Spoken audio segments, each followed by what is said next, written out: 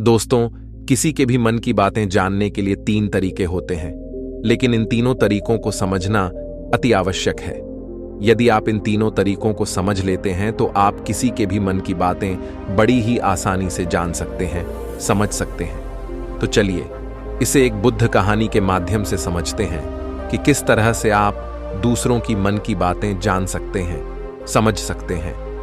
Peaceful inspired पर ऐसे ही video देखने के लिए चैनल को सब्सक्राइब जरूर करें। तो चलिए वीडियो शुरू करते हैं। बहुत समय पहले की बात है।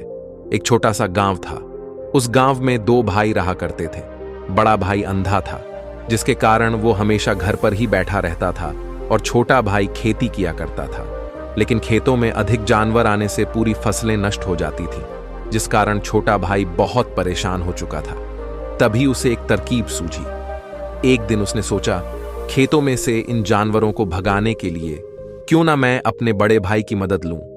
वैसे भी बड़े भैया अंधे, अगर वह खेत में बैठे रहेंगे और जानवरों की आहट आने पर वह उन्हें जोर से चिल्लाकर भगा सकते हैं, जिससे हमारी फसलें बच सकती हैं। इसलिए उन्हें मैं खेत में बिठा देता हूं। ये सब सोच विचार करने के बाद उसने अपने खेत में ही एक छोटी सी झोपड़ी तैयार की और अपने अंधे भाई को उस खेत में बैठा दिया और उनसे कहा, भैया, यदि कोई जानवर की आहट आपको सुनाई दे तो आप जोर जोर से चिल्लाना। ये सुनकर वह जानवर यहां से भाग जाएंगे और हमारी फसलें नष्ट होने से बच जाएंगी। बड़ा भाई अपने छोटे भाई की बात मान लेता है और वो उस दिन से खेत में ही रहना शुरू कर देता है। जब भी किसी जानवर की आहट उसे सुनाई देती तो वो तुरंत जोर जोर से चिल्लाना शुरू कर देता, जिससे वह जानवर उसके खेतों से भाग जाते। ऐसा करते करते कई दिन बीत चुके थे। तभी एक दिन उसके खेत में एक हिरण भागता हुआ था है और वह खेत के बांध को तोड़कर वहां से भाग गया। लेकिन उसी हिरण का पीछा करते हुए एक राजा भी उस खेत में आ पहुंचा। तभी राजा की नजर उस अंधे भाई पर पड़ती है। राजा उस व्यक्ति से कहता है, देखो, मैं यहां पर एक जानवर का पीछा करते हुए आया हूं। क्या तुमने उस जानवर को यहां पर देखा है? इस पर वो व्यक्ति कहता है, हे राजन, मैं तो अंधा हूं, मैं भला किसी जानवर को कैसे देख सकता हूं। लेकिन मैं आपको इतना जरूर बता सकता हूं कि जो जानवर मेरे खेतों से होकर भागा है वह आपके लायक नहीं है। आप उसके पीछे अपना समय यूं ही व्यस्त कर रहे हैं। राजा उस अंधे व्यक्ति की बात सुनकर बड़ा अचरज में पड़ गया। वो ये सोचने लगा कि आखिर यह तो अंधा है, फिर इसे कैसे पता कि जिसे हिरण को मैं तलाश रहा हूं वह हिरण मेरे लायक है ही नहीं। यह अंधा व्यक्ति मुझे कैसे बता सकता है? तभी राजा उस अंधे व्यक्ति से कहता है, कहीं तुम मुझसे झूठ तो नहीं कह रहे हैं? एक तरफ तुम ये कहते हो कि तुम अंधे हो और दूसरी तरफ तुम ये भी कह रहे हो कि जो जानवर यहां से भागा है वो मेरे लायक नहीं है। इस पर वो अंधा व्यक्ति कहता है, हे राजन, जिसे आप एक हिरण समझ रहे हैं, असल में वह एक हिरण नहीं है बल्कि एक हिरणी है, और वह भी गर्भवती है। और जहां तक मुझे ज्ञान है, मैंने कभी किसी राजा को किसी गर्भवती हिरणी का शिकार करते हुए नहीं सुना है, और इसी कारण मैं आपसे ये कह रहा हूं कि वो आपके लायक नहीं है। आप उसके पीछे अपना समय व्यर्थ ना करें। यह सुनकर राजा और भी अचरज में पड़ गया। वो ये सोचने लगा कि आखिर ये अंधा आदमी यह कैसे जान सकता है कि वो हिरनी है और गर्भवती है। राजा कुछ देर सोच विचार करने के बाद अपने सेनापति से कहता है, सेनापति जी, मुझे वो जानवर जिंदा चाहिए, क्योंकि मुझे यह पता करना है क्या वो हिरनी है और क्या वह गर्भवती है, क्योंकि यह अंधा आदमी बहुत विश्वास के साथ कह रहा है और मुझे इस बात की पुष्टि करनी है। यदि वह हिरनी हुई और गर्भवती हुई तो वह हमारे शिकार के लायक नहीं है, क्योंकि हम तो एक हिरण का पीछा कर रहे थे। इसलिए जाओ और पता करो कि क्या वो हिरनी है। सेनापति राजा से आज्ञा लेकर आगे की ओर बढ़ चलता है, और कुछ देर बाद जब वह वापस लौट कर आता है तो वह राजा को कहता है, हे राजन, इस अंधे आदमी ने जो भी बातें कही हैं वो बिल्कुल सही है। वो एक हिरनी ही है और वह गर्भवती भी है। यह सुनकर राजा आश्चर्यचकित रह गया। उसे समझ नहीं आ रहा था कि आखिर अंधा आदमी कैसे पता कर सकता है कि वह जानवर एक हिरनी है, और तो और वह गर्भवती है। भला एक अंधा आदमी यह कैसे देख सकता है, यह कैसे जान सकता है? आखिर इससे यह कैसे पता चला? ऐसे कई सारे प्रश्न अब राजा के मन में उमड़ने लगे। अब राजा ने यह ठान लिया था कि मुझे इस बात की तह तक पहुंचना ही है कि आखिर ये अंधा आदमी कैसे जानता है कि वह जानवर एक हिरनी है।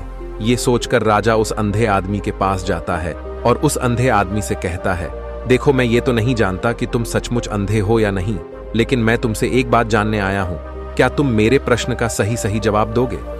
इस पर अंधा व्यक्ति कहता है, हे राजन, आप जो कुछ पूछना चाहते हैं मुझसे पूछ सकते हैं, मैं आपको बिल्कुल सच सच जवाब दूंगा।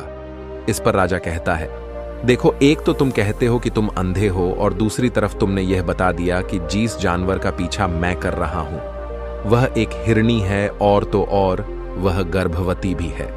आखिर तुम्हें यह कैसे पता चला? तुम्हारे खेत में और भी तो जानवर आते होंगे और भी तो जानवर यहां से गुजरते होंगे, फिर तुमने यह कैसे अंदाजा लगाया?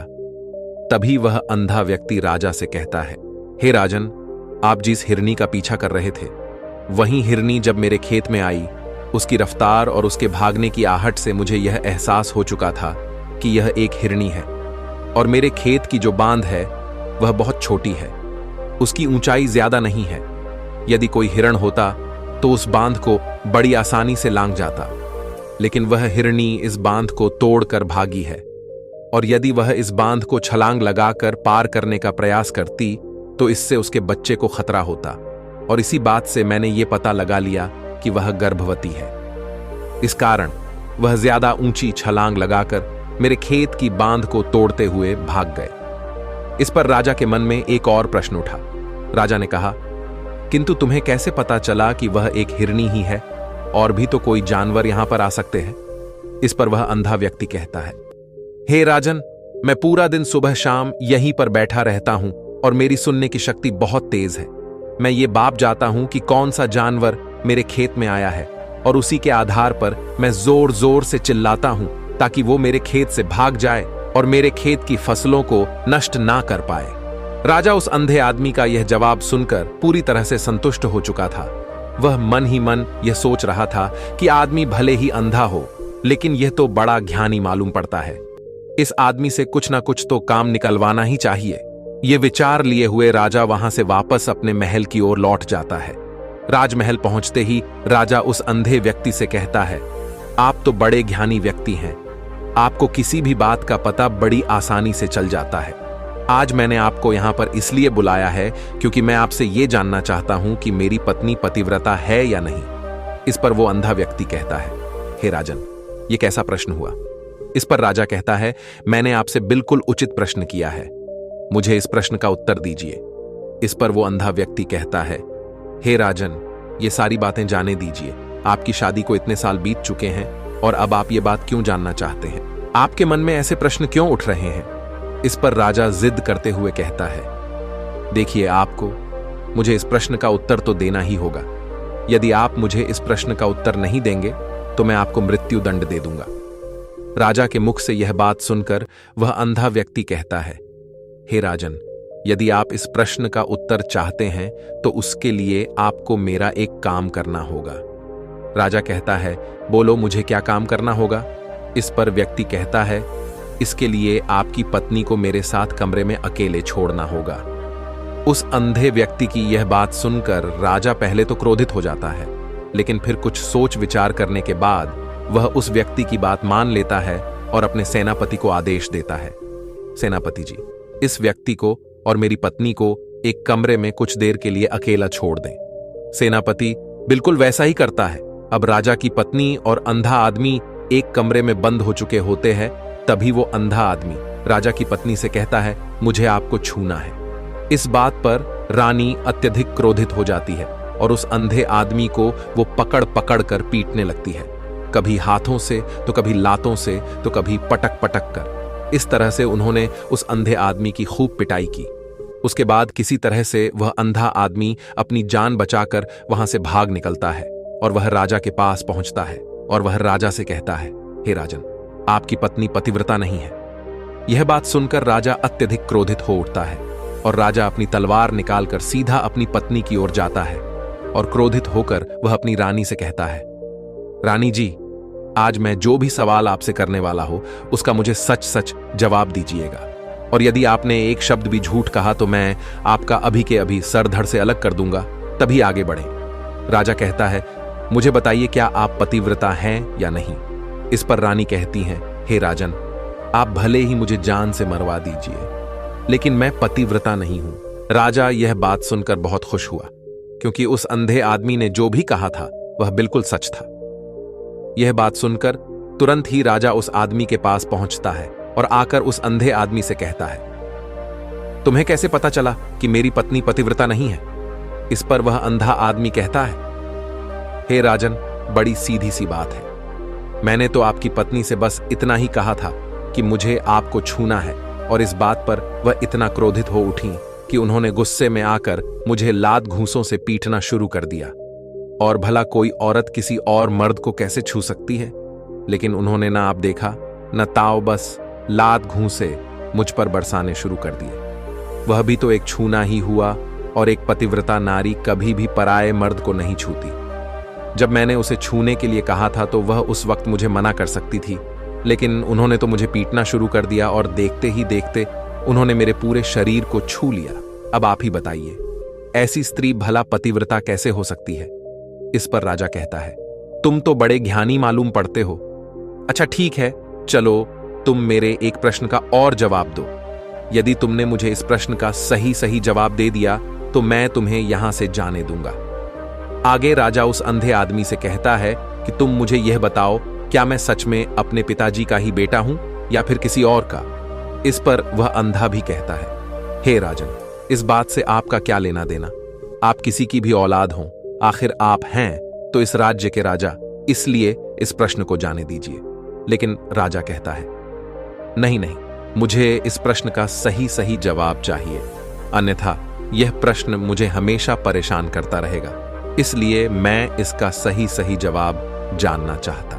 यदि तुम इसका सही जवाब दे देते हो तो तुम यहां से जा सकते हो, मैं तुम्हें नहीं रोकूंगा। इस पर वह अंधा आदमी कहता है, हे राजन, इसके लिए तो मुझे आपके मां के पास भी जाने की कोई आवश्यकता नहीं है। मैं आपको अभी यह बता सकता हूं कि आप किसकी औलाद हैं, लेकिन उससे पहले मैं चाहता हूं कि आप मुझसे एक वादा करें कि आप मुझ पर क्रोध नहीं करेंगे। राजन ने कहा, मैं तुमसे वादा करता हूं, मैं तुम पर क्रोध नहीं करूंगा। इसके बाद वह अंधा आदमी राजा से कहता है, हे राजन, आप हैं तो अपने ही पिता के पुत्र, लेकिन आप पर एक कंजूस सेठ की छाया पड़ी हुई है। यह सुन राजा बहुत क्रोधित हो उठा और वह तुरंत तलवार निकालकर अपनी मां के पास जा पहुंचा। वह वहां पर पहुंचने के बाद अपनी मां से कहता है, मां, मुझे सच बताइए, क्या मैं अपने ही पिता का पुत्र हूं या नहीं? यदि आपने मुझे सही नहीं बताया तो वह यहीं पर अपने प्राण त्याग दूंगा। मुझे बताओ क्या सच है? इस पर उस राजा की मां कहती, बेटा, तू है तो अपने ही पिता का पुत्र, लेकिन तुम्हारे ऊपर एक कंजूस सेठ की छाया पड़ी हुई है। जब मैं एक बार नहाने के बाद अपना मुंह आईने में देख रही थी, तभी उस कांच के पीछे मुझे एक कंजूस सेठ नजर आता है और उसी की छाया तुम पर पड़ चुकी है। यह सुन राजा बहुत खुश हो जाता है और वह तुरंत दौड़ा वापस उस अंधे आदमी के पास पहुंचता है और उस अंधे आदमी से कहता है, तुम्हें यह कैसे पता चला कि मुझ पर एक कंजूस सेठ की छाया पड़ी हुई है?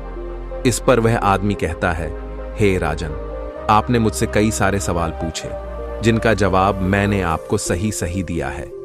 यदि कोई और राजा होता तो मुझे इसके बदले में ढेरों सारे इनाम मिल चुके होते, लेकिन अब तक आपने एक फूटी कौड़ी तक नहीं दी है। इस बात से ही मैंने अंदाजा लगा लिया था कि आप बहुत कंजूस हो।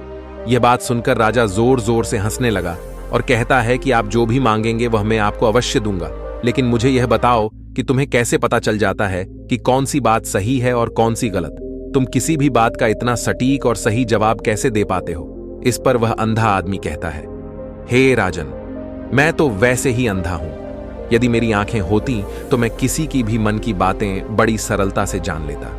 मन की एक भाषा होती है और यह भाषा मनुष्य के शरीर के व्यवहार के रूप में देखी जा सकती है। उसकी आंखों से, उसके होठों से, उसके काम करने के तरीके से, उसकी क्रियाओं से पता किया जा सकता है कि उसके मन में क्या चल रहा है। उसके आधार पर हम किसी के भी मन की बातें जान सकते हैं, लेकिन मैं तो अंधा हूं, मैं देख नहीं सकता, इसलिए मैं क्रियाओं से देखता हूं। यदि मुझे कोई बात जाननी हो तो अगले आदमी को कुछ काम देना पड़ता है, जिस पर वह व्यक्ति किस प्रकार काम करता है किस तरीके से इस काम को करता है, उसके आधार पर ही मैं यह पता कर पाता हूं कि उसके मन में क्या चल रहा है। तभी वह राजा कहता है, तो क्या इसका अर्थ यह हुआ कि मैं भी किसी के मन की बातें जान सकता हूं?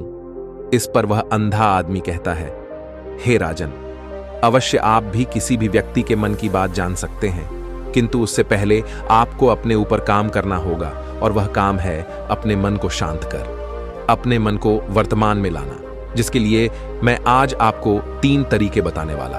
और ये तीनों ही तरीके बड़े ही आसान और सरल है। किंतु हे राजन, उससे पहले आपको एक काम करना होगा, अपने मन को एकाग्र करना हो। जब हम अपने मन को एकाग्र करते हैं, अपने मन को वर्तमान में लाते हैं, तो हम दूसरे के मन की बात जान सकते हैं, क्योंकि वह आदमी अभी भी अपने मन में वर्तमान में ही सोच रहा है, और हमें भी मन को वर्तमान में ही लाना होगा, तभी हम उसके मन की बातें जान सकते हैं। यदि हम अतीत में हुई घटनाओं के बारे में सोच रहे हैं, तो वह जो अगला आदमी वर्तमान में सोच रहा है, वर्तमान में अपने मन में बात कर रहा है, वह हम कैसे जान पाएंगे? क्योंकि हम तो अतीत की घटनाओं में डूबे हुए हैं। इसलिए किसी के भी मन की बात जानने के लिए सबसे पहले हमें हमारे मन को एकाग्र करना होगा, उसे वर्तमान में लाना होगा। आगे वह व्यक्ति राजा से कहता है, हे राजन, जो 3 तरीके मैं आपको बताने वाला हूं, इन 3 तरीकों से बड़ी आसानी से किसी के भी मन की बातें जान सकते हैं। उसके बाद वह अंधा आदमी राजा से कहता है, हे राजन, जो सबसे पहला तरीका है वह है आंखों पर ध्यान देना। किसी व्यक्ति से बात करते वक्त उसकी आंखों में देखना, उसकी आंखों पर ध्यान देना, जो सबसे ज्यादा जरूरी है, क्योंकि आंखें बोलती नहीं पर बहुत कुछ कह जाती है। यदि हम किसी व्यक्ति की आंखों के इशारों को समझना सीख जाए, हम यह जान पाएंगे कि व्यक्ति के दिमाग में क्या चल रहा है, वो क्या सोच रहा, और अभी वह क्या करने वाला। मेरे पास आंखें नहीं, लेकिन मैंने अपने गुरु से यह विद्या सीखी है, क्योंकि बहुत सालों पहले मेरे पास आंखें थीं, और मैं उस वक्त लोगों के मन की बातें केवल उनकी आंखों से ही जान लेता था। इसलिए यदि आप भी दूसरों की मन की बातें जानना चाहते हैं, तो आपको भी उनकी आंखों पर गौर करना चाहिए, जैसे कि उनका आकार कैसा है, वह कब, कहां और किधर देख रहे हैं।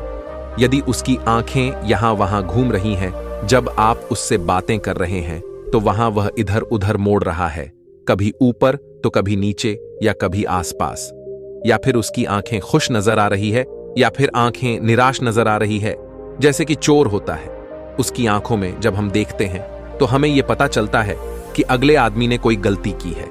ठीक उसी प्रकार जब हम किसी चालाक व्यक्ति की आंखों में देखते हैं, तो आपको पता चलेगा कि उसकी आंखों में एक भाषा होती है, एक बहुत ही सीधा और आसान तरीका होता है।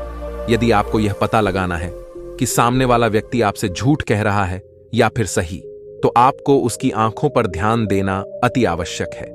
यदि आपसे बात करते वक्त वह व्यक्ति अपनी आंखें यहां वहां घुमा रहा है, ऊपर नीचे इधर उधर दाएं बाएं हर जगह देख रहा है, तो इसका अर्थ यह हुआ कि वह उस बात से निकलने का कोई रास्ता ढूंढ रहा है और कोई झूठ बना रहा है। यदि सामने वाला व्यक्ति आपसे कुछ झूठ कहने का प्रयास कर रहा है, तो वह आपसे नजर नहीं मिलाएगा। वह यहां वहां देखेगा, ऊपर नीचे देखेगा, लेकिन वह आपकी आंखों में आंखें डालकर कभी नहीं देख पाएगा, क्योंकि उसे डर है कि यदि उसने आपकी आंखों में आंखें डालकर देखी तो उसका झूठ पकड़ा जाएगा और लोगों को सच्चाई का पता चल जाएगा। और इसी प्रकार कुछ और भी भाषाएं होती हैं। जब आप किसी की आंखों में आंखें डालकर यह देखना शुरू कर देंगे कि उसके हाव भाव क्या है, ठीक उसी प्रकार चेहरे के हाव भाव होते हैं, जिससे हम मन की बातें बड़ी आसानी से समझ सकते हैं, और इन्हें भी समझना बहुत जरूरी है। कभी कभी कोई व्यक्ति अपने चेहरे से, जैसे आंख, होंठ और बहुत से कुछ अलग अलग व्यवहार करता है। यदि आप किसी व्यक्ति के चेहरे में गौर करेंगे तो आप आसानी से समझ पाएंगे कि वह व्यक्ति निराश है, जब व्यक्ति बहुत उदास है, या फिर वह बहुत खुश है, या फिर उससे कोई बहुत बड़ा दुख है। वह अपने अंदर क्या महसूस कर रहा है, ये सारी बातें हम उसके चेहरे के हाव भाव से पता कर सकते हैं। फिर चाहे इंसान जुबान से कुछ बोले या ना बोले, लेकिन आप उसके चेहरे से सब कुछ पता कर सकते हैं। आगे व्यक्ति राजा से तीसरा तरीका बताते हुए कहता है, हे राजन, इसी प्रकार तीसरी भाषा भी है, अर्थात तीसरा तरीका भी है, और वह है हाथों के इशारे और शरीर का व्यवहार। मन की बात समझने के लिए हमें हाथ के इशारे और शरीर के व्यवहार को समझना बहुत आवश्यक है। कोई व्यक्ति जब बात करता है तो आपने देखा होगा कि वो अपने हाथों को हिलाता रहता है, अपने हाथों से इशारा करता रहता है। बातों के साथ साथ अपना शरीर का जो व्यवहार है अर्थात बॉडी लैंग्वेज, उसका भी पूरा उपयोग करता है, जिससे हमें यह पता चल पाता है कि वह व्यक्ति हमारी बातों पर कितना ध्यान दे रहा है और उसके मन में क्या चल रहा है। शरीर के व्यवहार को देखने के लिए उसके हाथ मटकाने, शरीर मटकाने और चेहरे पर बार बार हाथ लाल, हाथों का एक दूसरे से मसलना, ऐसी बहुत सी क्रियाएं होती हैं। उस पर हमें ध्यान देना अति आवश्यक। मन की बात को समझने के लिए हमें शरीर के व्यवहार को भी समझना पड़ता है। यदि हम इन 3 तरीकों को सही तरीके से ध्यान देकर इन 3 तरीकों को अच्छे से समझ लेते हैं तो हम बहुत जल्दी किसी भी व्यक्ति के मन की बातें बड़ी सरलता और सहजता से जान सकते हैं। इसीलिए यदि आपको किसी के मन की बातें जानी है तो आपको उसकी आंखों पर, उसके चेहरे पर, उसके शरीर के हाव भाव को और उसके हाथों को ध्यानपूर्वक देखना और समझना होगा, जिससे आप यह समझ पाएंगे ये आखिरकार उसके मन में क्या चल रहा है और वह क्या सोच रहा है। लेकिन उनसे पहले आपको अपने मन को एकाग्र करना होगा, शांत करना होगा और अपने मन को वर्तमान में लाना होगा। तभी आप उस व्यक्ति की इन सभी क्रियाओं पर ध्यान दे पाएंगे, उन्हें समझ पाएंगे। अन्यथा आप यदि अतीत की घटनाओं में व्यस्त हैं, भविष्य की योजनाओं में व्यस्त हैं, तो आप उस व्यक्ति के हाव भाव पर कभी ध्यान ही नहीं पाएंगे और ना ही आप कभी यह समझ पाएंगे कि आखिर उस व्यक्ति के मन में क्या चल रहा है, वह क्या सोच रहा है। आपने देखा होगा कि ऐसे कई बड़े संत महात्मा हैं जो बड़ी ही शांति से आपको देखते हैं और आपको देखकर ही यह बता देते हैं कि आपके मन में क्या चल रहा है, आप उनसे क्या जानने आए हैं। और इसका सबसे बड़ा प्रमुख कारण यही है कि वह आपको पढ़ सकते हैं, आपको समझ सकते हैं, आपकी मन की बातें जान सकते हैं, क्योंकि उनका मन एकाग्र है, शांत है और यही कारण है कि वह आपके मन की बातें बड़ी सरलता से समझ जाते हैं। तो दोस्तों, उम्मीद करता हूं आपको इस कहानी से एक अच्छी सीख मिली होगी। ये कहानी आपको कैसी लगी हमें कमेंट बॉक्स में कमेंट करके जरूर बताएं और इस कहानी को अपने दोस्तों के साथ जरूर शेयर करें ताकि उन्हें भी इस कहानी से कुछ सीखने को मिल सके। धन्यवाद।